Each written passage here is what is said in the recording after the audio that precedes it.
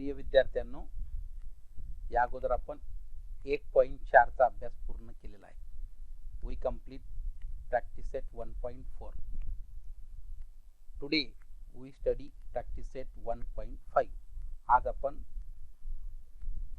1.5 चा अभ्यास करणार आहोत, जो आहे एकसामायिक समीकरणांचे उपयोजन, application of simultaneous equation. How to solve the word problems by using simultaneous equation we study. तर या एकसामायिक समीकरणांचा उपयोजन करून शाब्दिक उदाहरणे कसं सोडवायचं तो भाग आपल्याला अभ्यासायचा आहे. तर त्या प्रॅक्टिस सेट 1.5 मधला म्हणजे सराव संच 1.5 मधला जो पहिला प्रश्न आहे तो पाहू. तो first example, two numbers differ by 3. The sum of twice the smaller number and the thrice the greater number is 19. Find the numbers. तर दोन संख्येतला फरक 3 दिलेला आहे आणि मोठ्या संख्येची तिप्पट ही लहान संख्येची दुप्पट यांची बेरीज 19 आहे. तर त्या संख्या शोधा असं विचारलेलं आहे. सर्वप्रथम दिलेलं उदाहरण हे काळजीपूर्वक वाचावं. First we read example careful. Then what is given and what is find out, see carefully. Here two numbers are given, means first let the greater number is equal to x and the smaller number is equal to y. These are two numbers. मोठी संख्या बरोबर x, लहान संख्या बरोबर y अशा आपण दोन संख्या गृहीत धरल्या. Then what is given? The sum, the two numbers differ by 3. Differ means the difference between two numbers. दोन संख्येतील फरक 3 आहे. Means by the first condition x minus y is equal to 3. This is first example you get. Then you know which is the second condition. The sum of twice the smaller number and thrice the greater number is 19. Twice the smaller number means 2y and thrice the greater number means 3x, and sum of these two numbers means 3x plus 2y is equal to 19. This is second equation. मोठ्या संख्येची तिप्पट आणि लहान संख्येची दुप्पट. तिप्पट म्हणजे 3x, तर दुप्पट म्हणजे 2y आणि त्या दोघांची बेरीज 19. अशा पद्धतीनं 3x अधिक 2y बरोबर 19 हे दुसरे समीकरण भेटले. अशी ही दोन समीकरणे भेटल्यानंतर या अगोदर आपण अभ्यासलेलं आहे की ही दोन समीकरणे कशी सोडवावी. You get two simultaneous equation, then you know how to solve these two simultaneous equations. Here signs are different, coefficients are not same. Multiply equation first by 2, you get 2x minus 2y is equal to 6. This is third equation. Then adding equation 2 and 3, you get 5x is equal to 25. समीकरण 2 व 3 ची बेरीज केली असता 5x बरोबर 25 भेटले. अशा पद्धतीने x बरोबर 25/5 तर x बरोबर 5 भेटली. आलेली किंमत कोणत्याही एका समीकरणामध्ये ठेवा. Substitute x is equal to 5 any one of the equation. So substituting x is equal to 5 in equation 1, you get y is equal to 2. So the greater number is equal to x is equal to 5. The smaller number is equal to y is equal to 2. मोठी संख्या बरोबर 5, लहान संख्या बरोबर 2. The required numbers are 5 and 2. तर त्या संख्या 5 व 2. अशा पद्धतीने हे पहिले शाब्दिक उदाहरण आपले संपले. त्याच्यानंतर दुसरे उदाहरण, you second example, complete the following. In this example what is given, या उदाहरणात काय दिलेलं आहे. I am a rectangle, मी आयत आहे. this is a rectangle. These are opposite sides. हा आयताच्या समोरासमोरील बाजू आहे, ज्यामध्ये समोरासमोरील बाजू this is the length, this is the breadth. Then find the values of x and y and find its perimeter and area. हा आयत आहे असं दिलेलं आहे. हे समोरील बाजू, ही लांबी, ही रुंदी, आणि त्याच्यावरून आपल्याला x आणि y च्या किमती काढायच्या आहेत आणि नंतर परिमिती आणि क्षेत्रफळ काढायचं. You know property of rectangle. आयताचा गुणधर्म आहे the opposite sides of rectangle are equal in length. Which are opposite sides? These are opposite sides. So 2x plus y is equal to 8 is equal to 4x minus y. These are opposite sides equal. This is first opposite side and this is a second opposite side.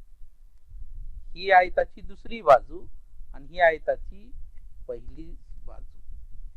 या दोन्ही बाजू समोरासमोरील आहेत म्हणून आपण समान दाखवलं. याला सोडवावे. 2x minus 4x, this is plus 4x minus 4x, this is plus y, this is minus y plus y, and this is plus 8 becomes minus 8. Hence you get equation minus 2x plus 2y is equal to minus 8.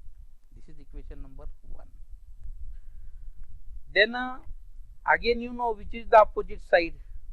This is the opposite side. 2y is equal to x plus 4.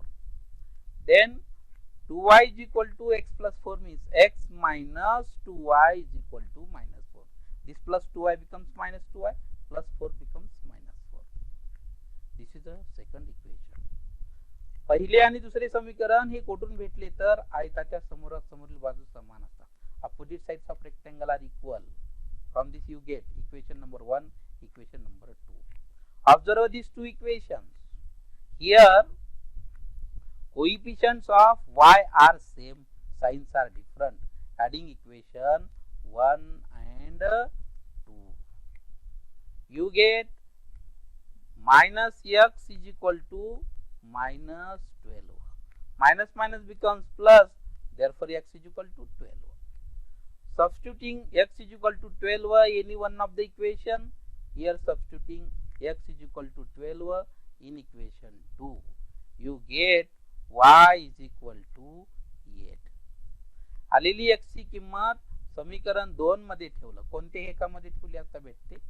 2 मध्ये ठेवल्यानंतर आपल्याला y बरोबर 8 भेटले. So you get x is equal to 12 and y is equal to 8. Then you know length of rectangle is equal to 4x minus y. Y given 4 into 12 minus 8. 4 12s are 48 minus 8 is equal to 40. This is the length of rectangle. आयताची लांबी आपण कोणतीही एक घ्या. 4x वजा y घेतलं. 4 गुणिले 12 वजा 8, 48 वजा 8 बरोबर 40 आलं. रुंदी समोरासमोरील बाजू 2 आहे. कोणतीही एक घ्या कारण दोन्ही समानच होतात. The breadth of the rectangle is equal to 2y means 2 into 8 is equal to 60. What is this? This is the breadth. You know length, you know breadth. Then you know the area of rectangle is equal to formula. लांबी रुंदी माहित झाली तर आयताचे क्षेत्रफळ बरोबर लांबी गुणिले रुंदी. यानुसार 40 गुणिले 16 तर आयताचे क्षेत्रफळ भेटले 640 चौरस एकक. Area of rectangle 640 square units. Then also find the perimeter of rectangle. Then you know formula, the perimeter of rectangle is equal to 2 into length plus 2 into breadth. Substitute the value of length and breadth. Length is 60, breadth is 16. Length is 40, breadth is 16. So sum of these two, 40 plus 60 is equal to 56. 2 into 56 becomes 112 units. Hence the perimeter of rectangle is 112 units. You get the area of rectangle 640 square units and the perimeter of rectangle is equal to 112 units. तर आयताचे क्षेत्रफळ बरोबर 640 चौरस एकक आणि आयताची परिमिती बरोबर 112 एकक. अशी ही दोन उत्तर आपल्याला विचारलेली होती. तर हे झाले दुसरे उदाहरण. Third example. The sum of father's age and twice the age of his son is 70.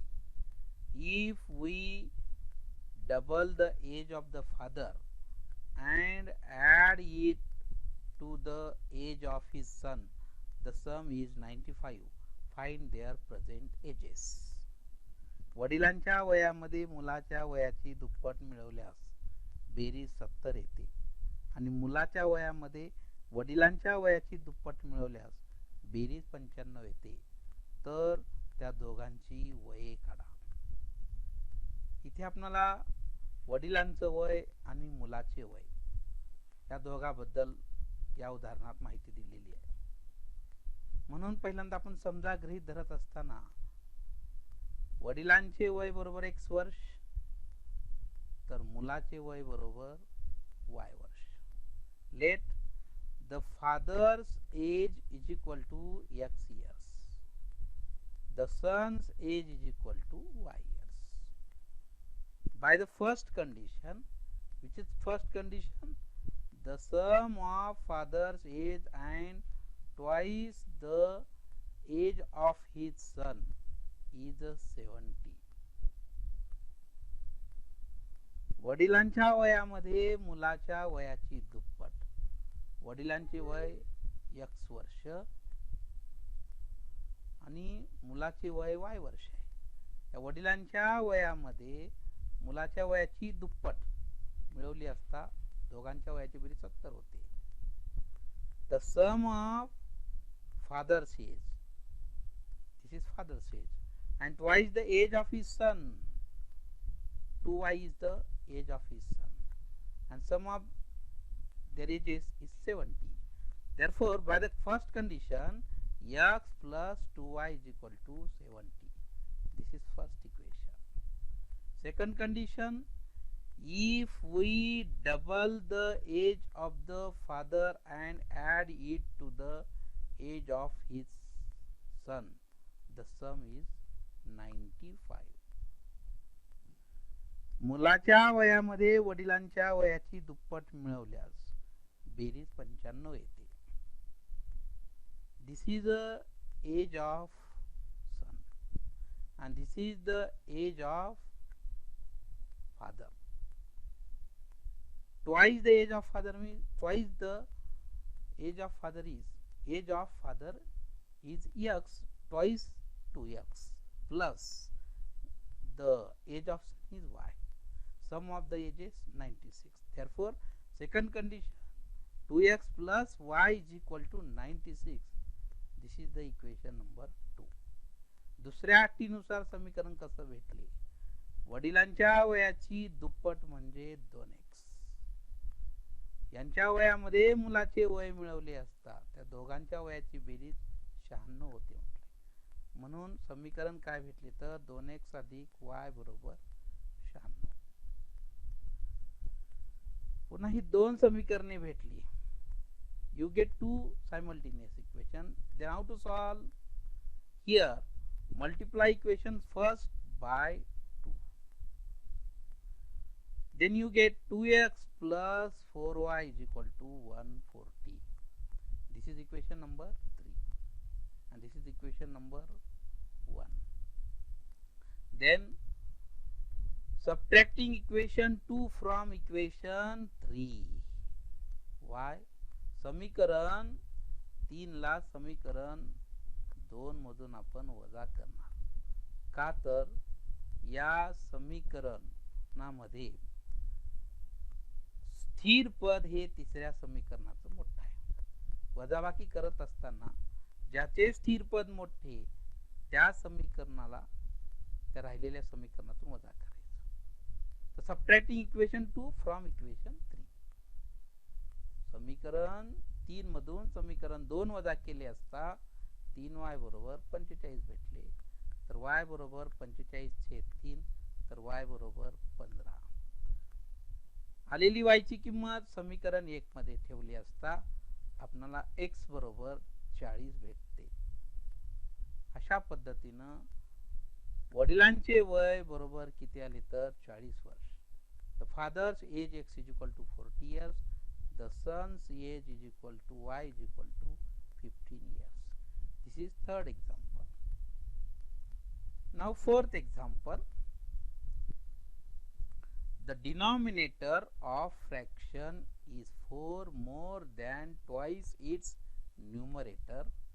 Denominator becomes 12 times the numerator. If both the numerator and the denominator are reduced by 6, find the fraction.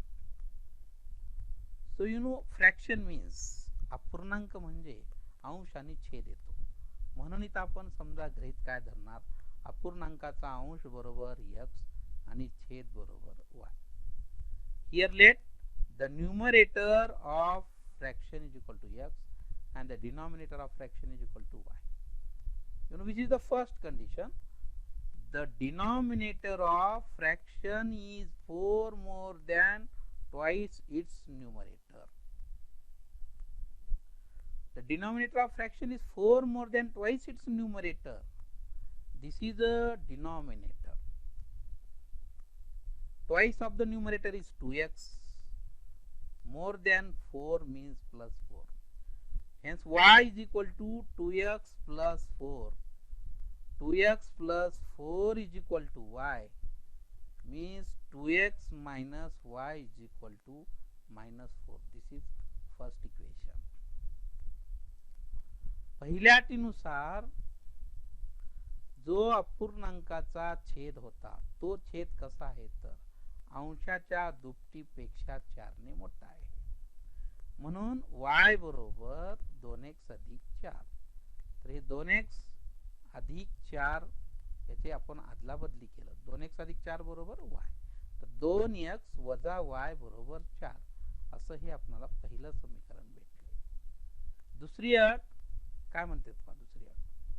In the second condition, denominator becomes 12 times the numerator if both the numerator and denominator are reduced by 6.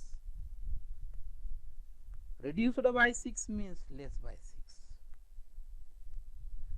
If a denominator is reduced by 6, it becomes y minus 6. If numerator is reduced by 6 means this is x minus 6. This denominator becomes 12 times the numerator of its. हा जो छेद आहे तो अंशाच्या 12 पटीत आहे. Denominator is 12 times the numerator when it reduced by 6. Hence y minus 6 is equal to 12 minus 12 in bracket x minus 6. Then y minus 6 is equal to 12x minus 72. This is 12x minus 72 is equal to y minus x. This is 12x plus y becomes minus y. This is minus 6 and this is minus 72 becomes plus 72. Then you get second equation. 12x minus y is equal to 66. This is second equation. Subtracting equation 1 from equation 2. This is a 10x is equal to 70. This is a subtraction. समीकरण 1 व 2 ची वजाबाकी केलं. वजाबाकी केली असता 10x बरोबर 70 आले. तर x बरोबर 7 आले. आलेली किंमत एका समीकरणामध्ये ठेवा. Substitute x is equal to 7 in equation 1. You get y is equal to 18. What is y? Y is a denominator and what is x? Numerator. So the numerator of fraction x is equal to 7 and denominator of fraction y is equal to 18. Hence the required fraction is equal to x by y is equal to 7 by 18. This is numerator, this is denominator. अशा पद्धतीने तो अपूर्णांक काय भेटला तर x छेद y म्हणजे 7/18 असं हे आपलं चौथं उदाहरण संपले. यानंतर आपण पाचव्या उदाहरणाकडे वळू. Fifth example is two types of boxes A and B are to be placed in a truck having capacity of 10 tons. When 150 boxes of type A and 100 boxes of type B are loaded in a truck, it weighs 10 tons. But when 260 boxes of type A are loaded in a truck, it can still accommodate 40 boxes of type B. So that is fully loaded. Find the weight of each type of box. पाचवे उदाहरण, 10 टनांची क्षमता असणाऱ्या मालवाहू truck मध्ये ए आणि बी अशा दोन विशिष्ट वजनांच्या पेट्या आहेत. जर ए प्रकारच्या 150 पेट्या व बी प्रकारच्या 100 पेट्या भरल्या तर ट्रकची 10 टनांची क्षमता पूर्ण होते. जर ए प्रकारच्या 260 पेट्या भरल्या तर तो ट्रक त्याच्या 10 टनांच्या पूर्ण क्षमतेने भरण्यास बी प्रकारच्या 40 पेट्या लागतात. तर प्रत्येक प्रकारच्या पेटीचे वजन किती? In this example two types of boxes are given. Which are these two types of boxes? A type of box and B type of box. You know here weight is given in ton. So first let the weight of A type of box is X ton and the weight of B type of box is Y ton. So these are the weight of two types of boxes. A या पेटीचं वजन X ton आणि B या पेटीचे वजन Y ton. पहिली अट काय आहे? Two types of boxes are loaded in a truck having capacity 10. When 150 boxes of type A and 100 boxes of type B are loaded in a truck, it weighs 10 tons. This is first condition. So therefore 150x plus 100y is equal to 10. So this is a first example, the first equation, sorry. We divide each term by 10. You get small equation 15x plus 10y is equal to 1. आपल्याला समीकरण पहिले काय भेटले तर 150x अधिक 100y बरोबर 10. या प्रत्येक पदाला जर आपण 10 ने भागलं तर आपल्याला समीकरण भेटले 15x अधिक 10y बरोबर 1. Then you know which is the second condition. Second condition, when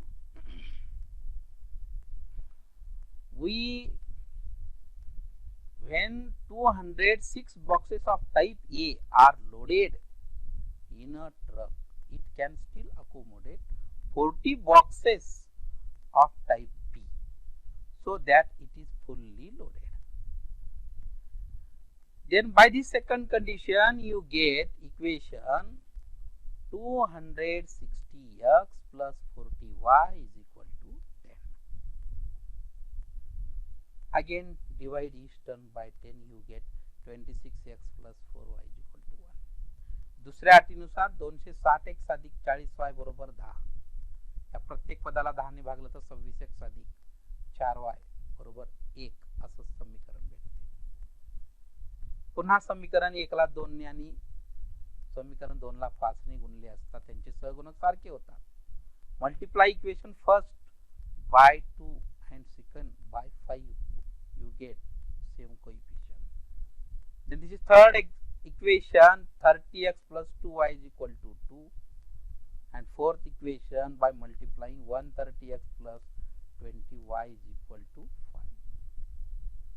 Then here signs are same. So subtracting equation 3 from equation 4, you get 100x is equal to 3, x is equal to 3 by 100. समीकरण 3 व 4 ची वजाबाकी केली असता 100x बरोबर 3 म्हणून x बरोबर 3/100 भेटले. Substituting x is equal to 3 by 100 in equation 1, you get y is equal to 55 by 1000. So x be the weight of A type of box and y is the weight of B type of box. अशा पद्धतीने A या पेटीचं वजन x बरोबर 3/100 म्हणजे 0.03 ton आले. तर B या पेटीचे वजन y बरोबर 55/1000 म्हणजे 0.055 टन आले. यांचं वजन जर आपल्याला किलोग्रॅम मध्ये करायचं असेल तर 1 टन बरोबर 1000 kilogram. 1 ton is equal to 1000 kilogram. Hence the weight of A type of box is equal to 3 kilogram and the weight of B type of box is 55 kilogram. टनाचं रूपांतर किलोग्राम मध्ये करायचं असेल तर 1 टन बरोबर 1000 kilogram होतो. म्हणून A या पेटीचं वजन 3 किलोग्राम आले तर B या पेटीचे वजन 55 किलोग्राम. अशा पद्धतीने आपलं हे उदाहरण 5वे संपले. त्यानंतर 6वे उदाहरण 6th example. Out of 1900 kilogram Vishal traveled some distance by bus and some by aeroplane. Bus travels with average speed 60 km per hour and the average speed of aeroplane is 700 km per hour. It takes 5 hours to complete the journey. Find the distance Vishal traveled by bus. विशालने 1900 kilometre प्रवासापैकी काही अंतर बसने तर उरलेले अंतर विमानाने पूर्ण केले. बसचा सरासरी वेग 60 किलोमीटर दर तास आहे तर विमानाचा सरासरी वेग 700 किलोमीटर पर तास आहे. जर हा प्रवास त्याने 5 तासात पूर्ण केला असेल तर विशालने बसने किती किलोमीटर प्रवास केला. Here Vishal traveled first by bus and then by aeroplane. But here not given distance. So let distance traveled by bus is equal to x kilometer and distance traveled by aeroplane is equal to y kilometer. इथं विशालने एकदा बसने प्रवास केलेला आहे तर एकदा विमानाने प्रवास केला आहे. पण किती अंतर प्रवास केला ते माहित नाही म्हणून इथं समजा आपण गृहीत धरतो की त्या विशालने बसने प्रवास केलेला अंतर बरोबर x किलोमीटर आणि विमानाने प्रवास केलेले अंतर बरोबर y किलोमीटर. सूत्र आहे आपल्याकडे की वेळ बरोबर अंतर भागिले वेग. You know formula time is equal to distance by speed. You know distance x, speed 60 km per hour by bus and plane 700. So by using this formula, time taken by traveling bus is equal to x by 60 hours. Time taken by traveling by plane y by 700 hours. बस ने तो प्रवास पूर्ण करण्यासाठी लागलेला वेळ x/60 कारण अंतर x आहे आणि वेग 60 किलोमीटर म्हणून वेळ लागला x/60 तास. तसंच विमानाने पार केलेला अंतर करण्यासाठी लागलेला वेळ हा y/700 तास. तर एकूण प्रवास हा 1900 किलोमीटर अंतराचा होता म्हणून by the first condition you know total distance is 1900. Hence first condition you get equation x plus y is equal to 1900. Second condition, you know this traveling complete in 5 hours. Hence x by 60 plus y by 700 is equal to 5. This is second condition. This is the time. This is also time and this is the time. Time plus time is equal to time. हा बसने पूर्ण अंतर कापण्यासाठी लागलेला वेळ हा विमानाने आणि हा एकूण वेळ x/60 अधिक y/700 बरोबर 5. So multiplying each term by 2100. Why? This is a common multiple. You get equation 35x अधिक 3y बरोबर 10,500 असं हे आपल्याला दुसरे समीकरण. प्रत्येक पदाला जेव्हा आपण इक्वेशन गुणू तेव्हा गुणल्यानंतर समीकरण काय भेटते 35x अधिक 3y बरोबर 10,500. पहिले समीकरण होते x अधिक y बरोबर 1900 1900. तर multiply equation 1/3 we get same coefficient. Then multiplication 3x plus 3y is equal to 5700. समीकरण 1 ला 3 ने गुणले असता 3x अधिक 3y बरोबर 5700 आले. Then subtracting equation 3 from equation 2. Here constant term is greater. ज्याचे स्थिर पद मोठे त्यामधून ते दुसरे समीकरण वजा करावे. Subtracting equation 3 from equation 2 we get 32x is equal to 4800. So x is equal to 4800 by 32 is equal to 150. Here we don't substitute x is equal to 150 in any one of the equation. Why? Here what is find out only Vishal, how much distance Vishal traveled by bus. Hence x is equal to 150. This is the distance traveled by bus. Hence you get answer Vishal traveled 150 kilometre distance by bus. इथं आपल्याला y ची किंमत काढण्याची गरज नाही कारण x हे आपण विशाल बसने किती अंतर पार केलेलं आहे यासाठी आपण गृहीत धरलो. म्हणजे आपल्याला पाहिजे असलेलं उत्तर भेटलेलं आहे कारण तिथं विचारलेलं होतं की विशालने बसने किती किलोमीटर प्रवास केला. म्हणून आता इथे उत्तर काय भेटले तर विशालने बसने 150 किलोमीटर अंतर पूर्ण केले. अशा पद्धतीने हे आपलं सराव संच 1.5 संपला. Here practice set 1.5 is over.